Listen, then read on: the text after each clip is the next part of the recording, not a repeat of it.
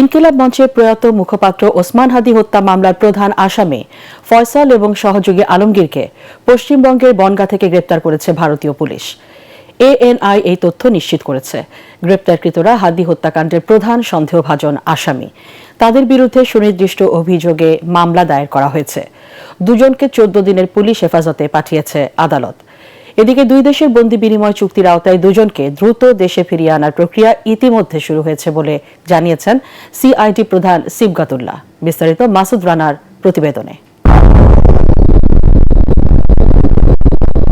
2025 সালে 12 ডিসেম্বর দুপুর 2টা 20 মিনিট পল্টন থানার বক্স কালভার্ট রোডে হামলার শিকার হন ইনকিলাব মঞ্চের মুখপাত্র শরীফ ওসমান হাদী।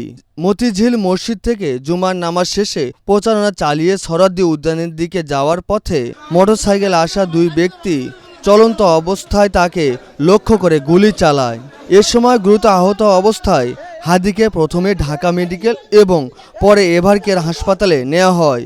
শারীরিক অবস্থার অবনতি হলে 15 ডিসেম্বর তাকে সিঙ্গাপুরে নেওয়া হয়। পরে 18 ডিসেম্বর রাতে তিনি মারা যান।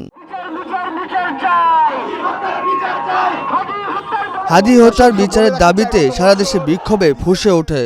হত্যাকারীদের দ্রুত গ্রেপ্তার দাবি করা হয়। এই হত্যাকাণ্ডে 18 দিন পর রাজধানীর মিন্টো রোডে ঢাকা মহানগর পুলিশের মিডিয়া সেন্টারে সংবাদ সম্মেলনে ডিএমপির অতিরিক্ত কমিশনার এসএন নজরুল ইসলাম জানান, ধারণা করা হচ্ছে আসামিরা অবৈধ পথে সীমান্ত অতিক্রম করে ভারতের মেঘালয় রাজ্যে প্রবেশ করেছে।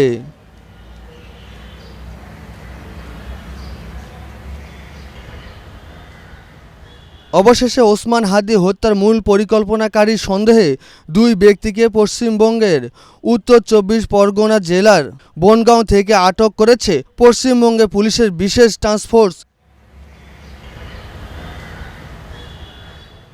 গ্রেপ্তারকৃত দুই ব্যক্তি ফয়সাল করিম মাসুদ এবং আলমগীর হোসেন। অভিযুক্তদের বিরুদ্ধে নির্দিষ্ট ধারায় মামলা দায়ের করা হয়েছে। তাদের বিধাননগর মহকুমা আদালতে তোলা হলে 14 দিনে পুলিশের রিমান্ডের নির্দেশ দেয় বিচারক।